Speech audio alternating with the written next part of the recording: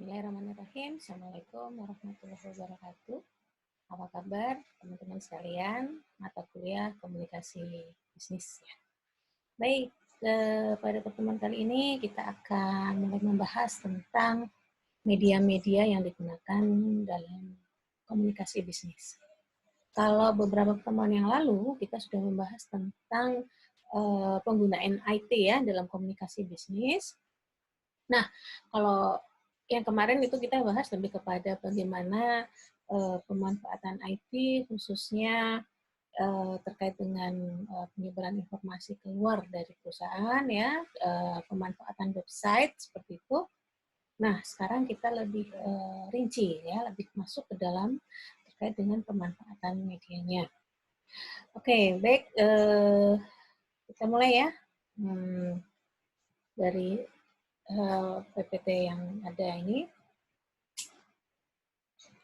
Oke, jadi teman-teman sekalian, pemanfaatan media ya, media-media yang digunakan di dalam komunikasi bisnis pada saat ini dengan berkembangnya internet, kemudian banyak sekali ya platform yang bisa dimanfaatkan dan dioptimalkan dalam berkomunikasi, khususnya untuk menyebarkan informasi dan berinteraksi ya dengan sesama kolega misalnya, atau berkoordinasi antara satu unit kerja dengan unit kecil lain di dalam satu perusahaan. Nah, sekarang medianya banyak banget ya, banyak banget. Ada email ya, email ini bisa digunakan juga untuk selain untuk berinteraksi dengan orang luar atau stakeholder dari luar, bisa juga digunakan untuk berinteraksi di dalam, ya, memberikan informasi di dalam. Selain itu ada instant messaging ya atau teks ya, ini kita sering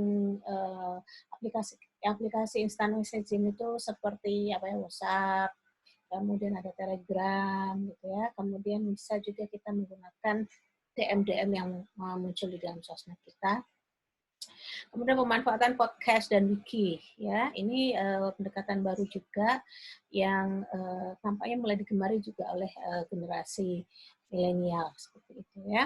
Dan yang terakhir ada social networking, di mana kita membentuk network atau jaringan sosial ya, terutama dengan memanfaatkan media sosial di dalam di internet kita. Nah, sehingga komunikasi yang kita lakukan ya dalam perusahaan itu bagaimana kita bisa berinteraksi dengan orang lain gitu ya, kemudian penggunaan pemanfaatan media-media yang optimal, ada koneksi, ada diskusi, ada diskusi, ada pembicaraan dan ada exchange pesan pertukaran pesan. Baik, kita sekarang mulai dari email dulu ya. Nah, apa aja sih kelebihan ya menggunakan email? Mesti kalian juga sudah tahu, kita sedikit akan kupas agak lebih dalam ya. Beberapa tahun yang lalu ya, ketika kita masih media internet belum terlalu banyak berkembang, atau sudah berkembang tapi banyak perusahaan-perusahaan yang belum menggunakan atau mengoptimalkan sebagai sarana komunikasi. Nah, saat ini email sudah cukup banyak ya menggantikan surat-surat konvensional ya. Kalau dulu misalnya perusahaan-perusahaan itu masih sering mengirimkan pemberitahuan itu ya pakai surat ya. Paling sering itu misalnya laporan soal credit card, misalnya seperti itu ya, laporan expenses dan seterusnya. Tapi sekarang sudah enggak ya, kita cukup hanya mendapatkan email saja, seperti itu. Nah, email itu yang baik adalah untuk menyampaikan pesan yang singkat. Jadi nggak terlalu banyak ya. Kadang juga orang kalau lagi buka email itu nggak suka terlalu panjang bacanya. Nah, biasanya kalau misalnya kita mau inform kegiatan-kegiatan baru kita, itu pesannya lebih lanjut, biasanya nanti akan dikasihkan link gitu ya, berikan link. Itu pesan yang informal dan menanggapi pertanyaan ya. Bisa ini untuk menanggapi pertanyaan dari customer atau stakeholder dari perusahaan. Kemudian email itu akan efektif ketika ngirim pesan untuk penerima yang banyak dan harus diarsip. Jadi misalnya perusahaan punya mau launching produk baru misalnya seperti itu ya, atau menyampaikan kebijakan-kebijakan baru ya, misalnya seperti sekarang ini karena COVID-19 banyak pekerjaan dari rumah ya, kemudian misalnya perbankan tidak semua cabang buka. Nah, ketika harus menyebarkan informasi, cabang-cabang mana yang buka ya, atau apa namanya jadwal gitu ya, jadwal cabang yang buka di daerah mana itu, kemudian cara yang paling efektif adalah dengan mengirimkan pesan lewat email ya, selain juga pasang pengumuman di website. Kemudian email juga tepat untuk mengantarkan lampiran dokumen yang lebih panjang. Nah, jadi pengantarnya sedikit, kemudian nanti dikasih attach ya, di attach kasih lampiran untuk dokumen yang lebih panjang. Nah, ini biasanya attachment-nya itu misalnya seperti tentang proposal untuk launching atau untuk satu event seperti itu ya. Atau juga laporan apa tuh pertanggungjawaban keuangan ya, atau untuk para pemegang saham dan seterusnya. Nah, tapi teman-teman sekalian ya, email itu ternyata juga punya sisi negatif ya. Di antaranya adalah email yang terlalu berlebihan akan dianggap spam ya. Jadi jangan terlalu sering kirim email ya. Apalagi misalnya sehari kirim 10 email gitu, karena saking banyaknya yang mau kita promosikan gitu. Nah, kalau kebanyakan seperti ini nanti oleh generating apa namanya penerima email, biasanya kemudian mesin emailnya itu sudah secara otomatis dimasukkan ke spam. Akhirnya tidak akan keluar dia di halaman utama email pada customer atau pada stakeholder yang kita inginkan. Selain itu juga seringkalinya email itu dianggap tidak penting ya, karena dianggap cuma memenuhi inbox saja seperti itu. Jadi ada beberapa kalangan atau beberapa orang itu jarang buka email, karena memang ada beberapa orang yang tidak terlalu familiar atau tidak terlalu friendly ya dengan membuka email seperti itu, sehingga bisa jadi email yang dikirimkan tidak langsung dibuka ya, atau tidak tahu, atau kemudian ketumpuk ya dengan pesan-pesan email-email lain yang datang dari luar. Kemudian email yang sudah dihapus masih bisa di trace back ya. Nah, ini kelemahan. Kenapa disebut dengan kelemahan? Sebab kadang-kadang mungkin ya kita terlanjur mengirimkan email yang tidak yang sebenarnya itu rahasia perusahaan misalnya ya, atau informasi yang sebetulnya tidak boleh di-share gitu. Tapi ternyata sudah terlanjur. Nah, kemudian kita kalau sudah terlanjur kirim, susah ya, kita susah akan menghapusnya. Atau apa namanya di undo gitu ya, itu nggak bisa karena sudah terlanjur dikirim. Ya, tidak seperti di instant message yang sekarang ya fasilitasnya ada yang hapus pesan. Meskipun demikian, ketika ada orang lain yang sudah terlanjur baca, ya sudah susah untuk dihapus. Gitu. Nah, perlu diketahui juga, email itu bukan pengganti tatap muka ya. Jadi dia tidak bisa mengekspresikan perasaan. Sehingga ketika harus menjelaskan satu situasi yang sulit, misalnya Anda nanti misalnya di bagian HRD ya, kemudian harus memutus hubungan kerja dengan seorang karyawan, begitu alangkah lebih baiknya tidak disampaikan melalui email ya, tapi lebih baik disampaikan melalui tatap muka langsung ya, sehingga bisa dijelaskan sebabnya kenapa dan seterusnya ya, kita langsung menangkap ekspresi-ekspresi nonverbal ya kita sedang melakukan tatap muka tersebut. Baik ya teman-teman, itu tadi email. Nah sekarang bagaimana cara menulis pesan ya di dalam email ya, khususnya ini tentu saja kalau email biasa kalian mesti sudah paham ya, tapi bagaimana menulis pesan dalam konteks bisnis. Nah pertama kita harus membuat judul email yang menarik dan singkat. Kenapa? Karena judul yang menarik dan singkat ini akan langsung eye-catching, yang akan langsung menarik perhatian para penerima penerima email ya. Kalau misalnya bicaranya judulnya terlalu panjang ya, itu mungkin kemudian jadi sudah malas duluan gitu.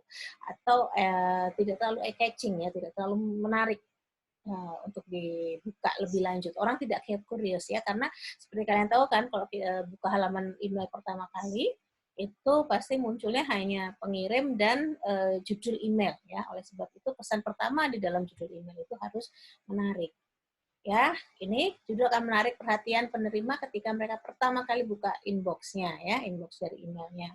Kemudian jangan lupa berikan salam pembuka ya atau greetings. Nah, ini juga tergantung ya perusahaannya seperti apa. Kalau memang perusahaanmu adalah perusahaan yang untuk semua kalangan, misalnya kamu bisa bilang selamat pagi, selamat sore, gitu ya, salam buat semuanya, assalamualaikum juga boleh, seperti itu ya. Nah, itu jangan lupa salam pembuka untuk say hi, gitu ya, untuk basa-basi lah. Nah, kenapa salam pembuka ini perlu ya? Karena untuk menunjukkan kedekatan pembuat email dengan penerimanya. Makanya seringkali ya dalam greetings ini apa namanya, email itu langsung menyapa nama pertama, first name-nya gitu ya dari yang dikirim. Misalnya pada saya ada email gitu, kemudian langsung bukan hi customer gitu ya, bukan begitu, tapi langsung hi Twediana misalnya seperti itu kan, karena itu nama pertama saya. Nah, dari greetings yang memanggil nama pertama itu rasanya kemudian sudah cukup dekat ya, sepertinya apa namanya, pengirim perusahaan ini paham gitu ya siapa kita yang dikirim gitu ya. Nih, contoh tadi ya ada salam formal menunjukkan jarak ya, kalau cuma salam doang ya, tapi lebih baik kamu kemudian ditambah kepada menyebut ya nama pertama dari si pemilik yang dikirimnya seperti itu. Nih, salam informal ada halo, hi, dear gitu ya. Kalau biasa dalam bahasa Inggris, kita kalau berkirim email dengan seorang yang sudah lebih dekat jaraknya dengan kita bisa berikan greetings pertama itu dengan dear, siapa, misalnya Mrs. atau Mr. siapa gitu ya, untuk menunjukkan kedekatan. Ya, kemudian terkait dengan body ya, body dari email itu harus mudah dipahami dan dibaca ya, makanya hindarilah kata-kata yang tidak efektif. Teman-teman memang mau tidak mau ya, keterampilan kita menyusun tulisan, menyusun tulisan atau mengekspresikan ide kita secara sistematis, efektif, efisien itu menjadi sangat perlu.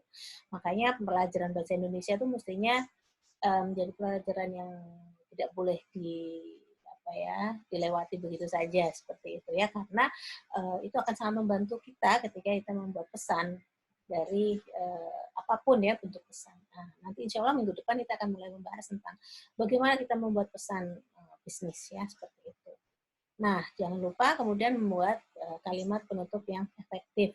Nah, kalimat penutup ini biasanya tidak cuma wassalam ya, tapi bisa juga menyampaikan apa yang sebaiknya dilakukan seperti itu ya. Kalau misalnya kita sedang launching program ya, produk baru atau activity baru, kemudian di kalimat penutup silakan untuk further atau untuk informasi lebih lanjut buka di web kami kemudian kamu diberikan link di bawah seperti itu ya. Nah, ini tadi ya, tutup email dengan rencana tindakan atau permintaan di dalam email tersebut. Misalnya kalau kamu lagi akan menyebarkan survei tentang customer terbaru gitu ya, apa yang mereka paling butuhkan di lapangan terkait dengan work from home ini misalnya, terkait dengan layanan yang bisa dioptimalkan dari perusahaan. Nah, itu misalnya survei kepada customer, kemudian di bagian kalimat penutup kita kasih link untuk mengisinya. Ya, jangan lupa yang di bagian akhir beri informasi penulisnya. Ya, penulis email, posisi dan identitas perusahaan. Jadi misalnya penulisnya adalah siapa gitu ya, pakai nama kamu, nama panggilan atau nama yang biasa official dipanggil ya di kantor itu, kemudian jangan lupa nama lengkap, kemudian jabatannya seperti apa dan identitas dari perusahaan tersebut ya, di signature ya biasanya kalau email perusahaan itu sudah generated ya, sudah signature sudah ada, logo sudah ada, kemudian nanti kamu tinggal tambahkan namamu dan posisimu terakhir ketika kamu mengirim email tersebut. Ya, baik ya, ini tadi langkah menulis pesan email. Nah, bagaimana caranya menjawab? Nah, menjawab email ini juga ada etikanya ya. Pertama, yang jelas harus sesegera mungkin kamu jawab. Kalau misalnya kamu mendapatkan email dari customer, apalagi email komplain gitu ya, jangan sampai kelamaan, harus segera dijawab. Ya, usahakan di bawah 24 jam. Atau kamu mendapatkan email dari stakeholder yang lain, misalnya pemegang saham atau supplier gitu ya. Misalnya ada supplier yang bingung dengan kondisi work from home ini karena kantornya tutup, gudang tutup gitu, gimana caranya ngirim barang yang terakhir dan seterusnya. Nah, itu mungkin ada yang kirim email, kita harus segera merespon ya. Makanya memang ketika kita punya email perusahaan atau kalian mendapat tanggung jawab untuk memegang email perusahaan, sering-seringlah membuka notifikasi yang ada di email dan lihat mana yang harus segera dijawab. Kemudian gantilah judul jika membahas masalah yang berbeda. Jadi kan kadang email itu kan reply ya, kita menjawab pertanyaan pertama gitu kan, biasanya nanti akan ada re.2 gitu. Nah, kalau ternyata bahasannya sudah tidak sama ya, tidak lagi menjawab pertanyaan pertama tadi, mungkin sudah berulang kali reply, kamu bisa mengganti judul masalah. Meskipun kamu mereply dari mungkin karena alamat emailnya sama, daripada kamu kopas lagi, nah itu bisa kamu ganti judulnya, sesuaikan dengan judul diskusinya. Nah, lakukanlah down editing. Down editing ini apa ya? Jadi ketika kamu mau menjawab ya, menjawab atau merespon, itu kan kamu langsung tekan tombol reply. Nah, ketika tombol reply itu kamu tekan ya, itu pastikan informasi email yang sebelumnya itu akan muncul. Nah, sebaiknya ya keterangan keterangan-keterangan dari pengirim sebelumnya yang dianggap tidak perlu itu bisa kamu hapus. Jadi misalnya kamu menjawab pertanyaan dari Mister siapa gitu ya, kemudian di bawahnya itu kan biasanya ada keterangan company yang panjang sekali gitu. Nah, itu bisa kamu hapus untuk menyingkat email yang akan kamu reply nanti seperti itu. Nah, demikian juga kamu perlu untuk agar jawaban kamu mudah dikenali ya, bentuklah font ya, fontnya harus dibuat berbeda, misalnya seperti itu, diukur ini lebih besar atau dikasih warna yang berbeda seperti itu, supaya apa? Ketika kamu menjawab, mereply, kemudian orang yang mendapatkan itu kan kadang-kadang karena saking banyaknya diskusi di dalam email ya, sudah di-reply berkali-kali, dia tidak bisa notice lagi mana yang jawaban dari kita, mana jawaban dari orang lain. Makanya kita perlu punya font warna khusus ya ketika menjawab email. Seperti itu. Supaya apa? Supaya langsung mendapat perhatian gitu ya dari si penerima jawaban ini tadi. Ya, jangan lupa juga beri nama dan di akhir jawaban email tersebut. Seperti itu. Oke ya. Baik. Selanjutnya adalah menulis memo. Ya, memo ini sebenarnya bentuk pesan ya, bentuk pesan dalam bentuk tertulis ya, yang beredar di dalam internal perusahaan ya. Biasanya memang memo ini adalah semacam apa ya? Semacam pemberitahuan, bisa semacam permintaan gitu ya terhadap satu informasi antar unit satu dengan unit yang lain.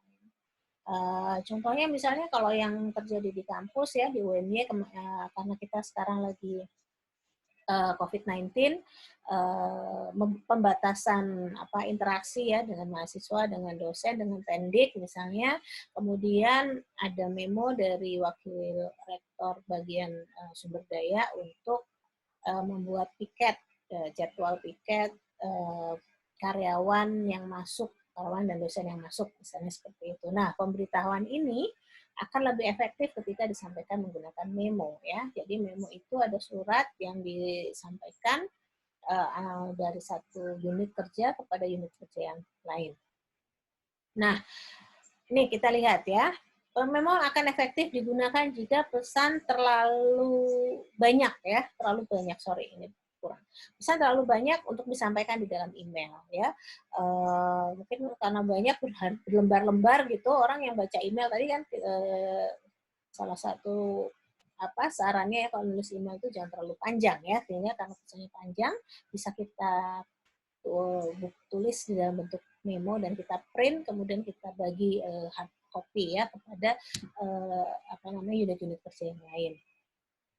Kemudian ketika memang memo ini harus didokumentasikan secara permanen, misalnya terkait dengan pendataan gitu ya, pendataan selain sudah ada data online, tetap harus ada data yang hard copy, misalnya seperti itu, atau pengesahan, misalnya lembar pengesahan, selain yang ada yang elektronik, tetap harus ada hard copy. Nah, makanya harus akan efektif ketika kita menggunakan memo.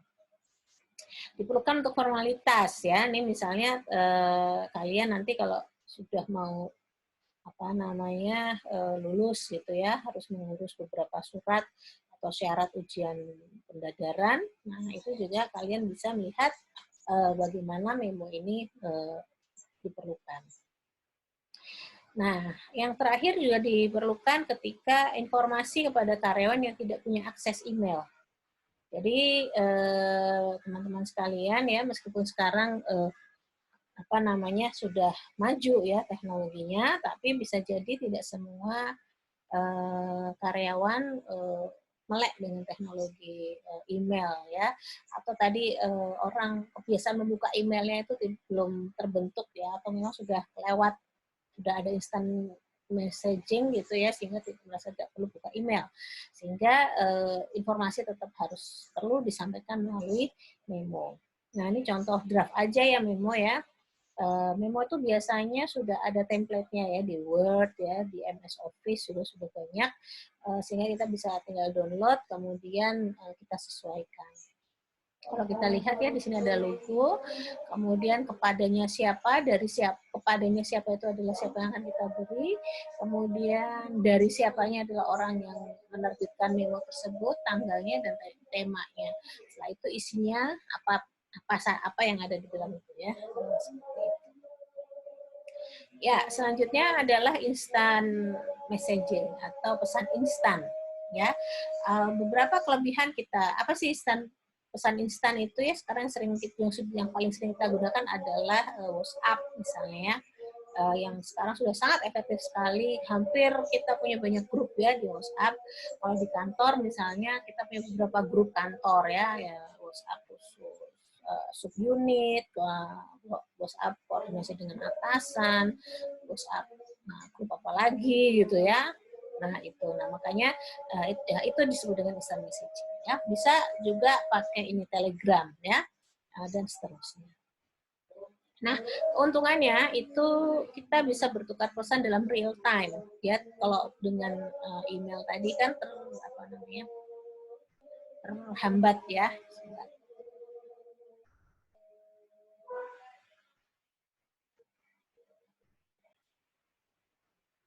Ya, baik. Jadi selanjutnya adalah kita membuat pesan instan ya. Bagaimana sih keuntungannya bertukar menggunakan pesan instan ini? Karena kita bisa real time. Jadi ketika ada kesulitan bisa langsung dikirim pesannya, kemudian langsung ditanggapin seperti itu. Ya, memungkinkan berbagi informasi dan konsultasi secara langsung ketika diperlukan. Nah, pesan instan ini juga disukai ya karena dia low cost. Jadi secara data dia tidak banyak pakai ya, bahkan hampir semua provider dia punya paket untuk instant messaging ini sehingga tidak terlalu banyak pengeluarannya dibandingkan dengan telepon seperti itu. Tapi teman-teman sekalian ya, ternyata instant messaging ini juga punya sisi negatifnya. Ya, yang pertama adalah time consuming. Seringkali ngabisin waktu gitu ya, kita udah asik WA-an misalnya di tempat kerja, akhirnya nggak kerasa menghabiskan waktu ya. To be honest kan seringkali kita juga sering begitu, maunya mau WA temen yang A, koordinasi kerjaan, nggak taunya dia buka grup, buka yang lainnya sampai lupa tadi mau kirim apa ya gitu. Biasanya dia menghabiskan waktu ya. Kemudian kemungkinan menyampaikan pesan yang tidak perlu atau rahasia perusahaan ya, karena ini tadi instant messaging kadang apalagi kita punya fasilitas foto, ya, video dan seterusnya. Kemudian kita melihat satu kejadian, misalnya satu fenomena yang sebenarnya itu rahasia perusahaan difoto, kemudian langsung aja diupload gitu ya di WA misalnya. Nah, itu juga sangat riskan ya, karena peluang kebocoran rahasia perusahaan itu menjadi sangat besar sekarang karena adanya media-media sosial ini. Rawan di-hack ya, kita mungkin sudah sering melihat banyak pesan-pesan media media user instant messaging yang di-hack ya, tiba-tiba dia minta uang dan seterusnya seperti itu. Kemudian rawan disalahgunakan untuk menyebarkan berita hoax. Ya, nah ini juga apalagi ketika kita misalnya mendapatkan berita, jangan mudah ya meneruskan berita-berita yang belum terkonfirmasi. Nah, bagaimana etikanya ya kita mengirim pesan? Ya, pertama timing, perhatikan waktu ya, karena memang kita bisa anytime kan mengirimkan pesan instan, makanya jangan kirim atau membaca pesan ketika sedang bicara dengan orang lain. Jadi itu nggak sopan ya teman-teman.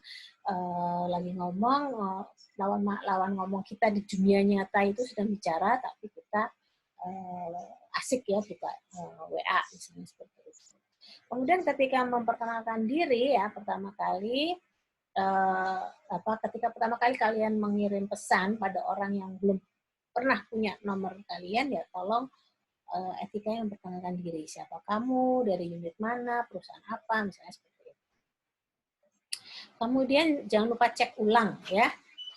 Dicek pada alamat siapa yang dikirim, itu jangan sampai salah kirim kan, seringkali karena habis buka WA yang sini, kemudian kamu udah nulis ternyata salah belok, nah makanya harus dicek ulang untuk menghindari salah kirim atau ngirim pesan rahasia ya, atau hal-hal yang bisa berpotensi memperlakukan diri sendiri atau orang lain.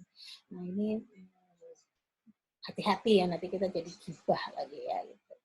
Jangan kirim pesan untuk sesuatu yang sensitif ya, kabar buruk kecuali Anda akan memberitahu lewat telepon ya. Jadi misalnya ada hal yang sensitif, kalau bisa jangan dikirim pakai instant messaging ya.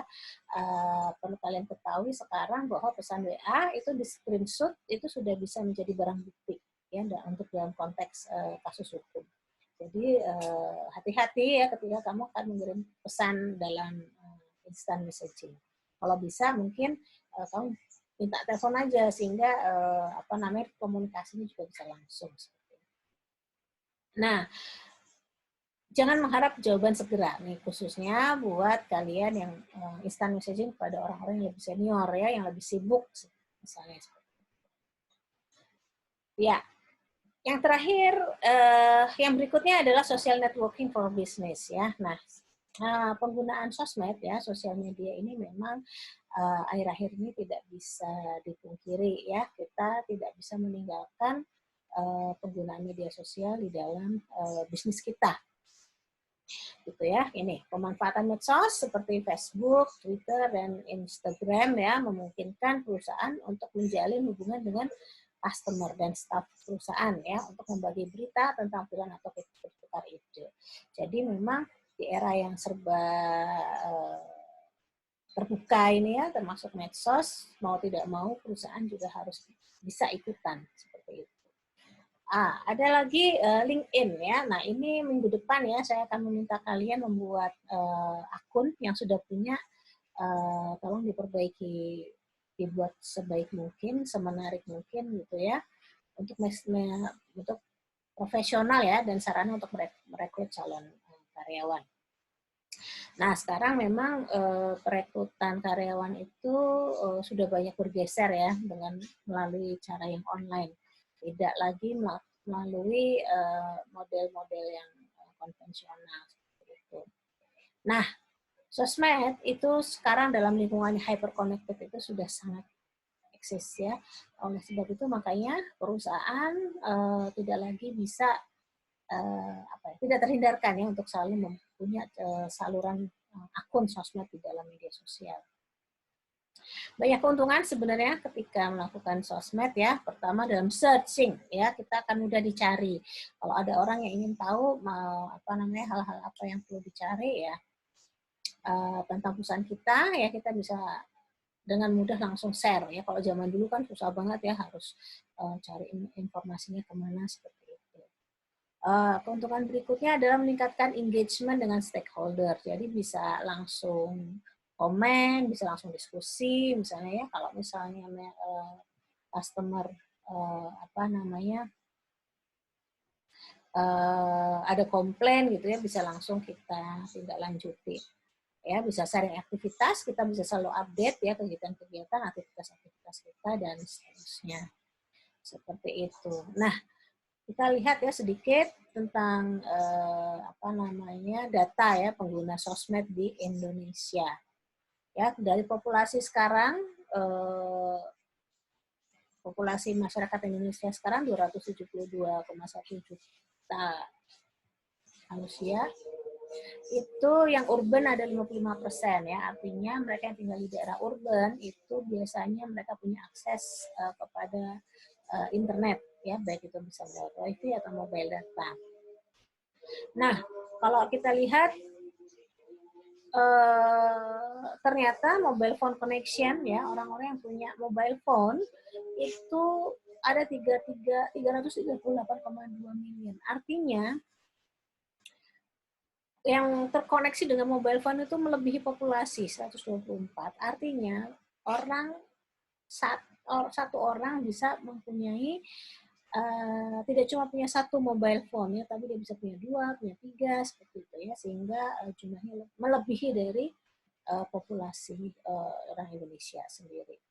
Nah, dari sekian itu internet usernya ada 64%, artinya lebih dari setengah ya dari masyarakat Indonesia itu sudah terkoneksi dengan internet. Sedangkan sosial media usernya sudah 59%. Nah, kalau kita lihat dari data terbaru tahun Januari tahun 20 ini menunjukkan bahwa memang sekarang tidak bisa dipungkiri lagi kita harus terkoneksi gitu ya dengan mengoptimalkan sarana media sosial. Nah, apa yang harus kita lakukan ya ketika menggunakan media digital ya di dalam bisnis? Yang pertama kita harus mempelajari aturan perusahaan ya. Ada perusahaan-perusahaan yang memang tidak mengizinkan karyawannya bersosmed ya, terutama bisa jadi dia adalah perusahaan-perusahaan yang bergerak di bidang apa ya, penggunaan data yang terlalu besar ya, seperti itu. Terlalu security-nya terlalu beresiko ya, seperti itu. Bahkan saya punya teman ya, dia bekerja di LSM sih sebenarnya, cuman karena di LSM-nya dia bergerak di bidang kayak semacam corruption watch gitu ya, dia tidak pernah dia bahkan mungkin meminimalisir informasi dirinya di sosmed. Hindari mengirimkan email pribadi menggunakan fasilitas media perusahaan. Nah, maksudnya begini, kan perusahaan itu biasa perusahaan itu punya email kita masing-masing anggota dari satu perusahaan itu punya email perusahaan ya. Nah, gunakanlah email perusahaan itu untuk kepentingan perusahaan ya, untuk jangan gunakan email kantor kita itu untuk mengurusi kebutuhan-kebutuhan pribadi kita. Ya, misalkan data perusahaan dan data pribadi ya, jangan, makanya tadi bisnis pribadi dengan bisnis kantor itu harus dipisah ya, sehingga penggunaan email pribadi dan penggunaan email kantor juga harus jelas. Dan hati-hati posting di sosmed ya terkait keluhan terhadap perusahaan. Nah, ini sudah banyak sekali kasus ya teman-teman sekalian. Gara-gara postingan bisa berakibat kepada pemutusan hubungan kerja. Kenapa ya? Karena memang hal ini terkait dengan etika kita ya sebagai karyawannya, juga terkait dengan image dari perusahaan. Jadi kalau bisa ya nggak usah lah ngeluh-ngeluh, bosku gila, misalnya kayak gitu ya. Atau apa yang negatif gitu ya terkait dengan kantor dan seterusnya, itu kita harus perhatikan. Karena itu tidak etis. Ya, jangan sebarkan informasi sensitif ke publik. Ya, jadi misalnya kalian gara-gara ini work from home, ternyata 3 bulan belum digaji gitu ya, kemudian kamu sebarkan informasi itu. Atau ada rencana apa namanya, apalah ya kita ya, kantor misalnya perusahaan kalian mau melakukan ekspansi ke satu daerah, di mana daerah tersebut ternyata untuk pembukaan lahan baru apa pabrik baru itu pembebasan tanahnya belum beres misalnya, jadi masih ada konflik di lokal. Nah itu kan informasi yang sensitif ya, sebaiknya tidak usah ya ikut sharing ya informasi seperti itu. Nah ini juga perlu ya, hindari pornografi, komentar yang tidak layak, tidak sopan dan seterusnya ya. Karena ya itu tadi ya, apalagi nyebarin hoax ya, atau kadang-kadang maaf ya bercandanya terlalu porno misalnya, seperti itu juga sebaiknya dihindari ya, jangan digunakan. Nah, beberapa hal yang harus dihindari ya, menanyakan hal ambigu atau menimbulkan kontroversi ya. Jadi misalnya kondisi sekarang lagi prihatin semua gitu ya, kemudian ada rumors misalnya akan melakukan PHK besar-besaran seperti itu. Kemudian kamu bertanya apa namanya secara terbuka di sosmed gitu ya. Nah, itu bisa menimbulkan kegelisahan ya seperti itu. Alangkah baiknya ketika ada informasi atau pertanyaan-pertanyaan yang sangat sensitif seperti ini, kamu pakai jalur pribadi ya atau japri gitu ya pada atasan atau pihak tertentu yang berkompeten untuk menjawab gitu. Kemudian menyebarkan gosip, hoax dan komentar yang negatif ya. Jadi apa namanya gosip, hoax ini tentu saja adalah hal-hal yang tidak terkonfirmasi ya. Kita lihat sekarang misalnya dalam konteks COVID-19 ini banyak sekali informasi yang nggak jelas ya, mana yang benar, mana yang salah. Yang satu bilang begini, besok bilang begitu gitu ya, dan seterusnya. Nih, membagikan video klip, gambar, dan foto ya. Ini juga sebaiknya dihindari ya ketika kita menggunakan fasilitas kantor ya. Kenapa?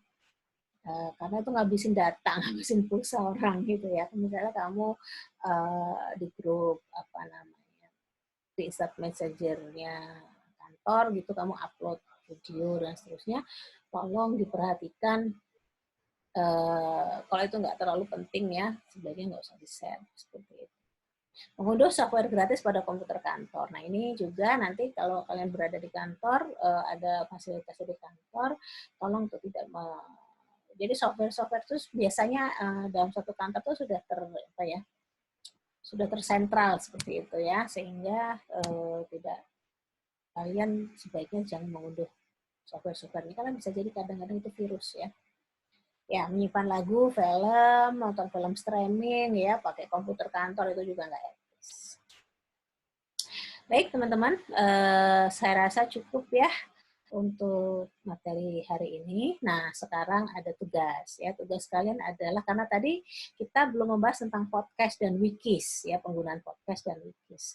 Nah, tolong kalian mencari ya, mengeksplorasi ya contoh penggunaan podcast dan wikis ya dalam bisnis gitu kan. Kemudian kamu coba beri analisis terkait sifat pesannya ya, bentuk pesannya seperti apa, kemudian untuk audiens yang dituju, mungkin konten pesan seperti itu ya. Tadi misalnya seperti kalau di instant message pesannya kan langsung ya, sehingga bisa kita mengharapkan respon yang langsung. Nah, bagaimana dengan podcast dan wikis ini ya, sifat pesannya seperti apa yang sebaiknya itu kita bisa optimalkan menggunakan podcast dan wikis.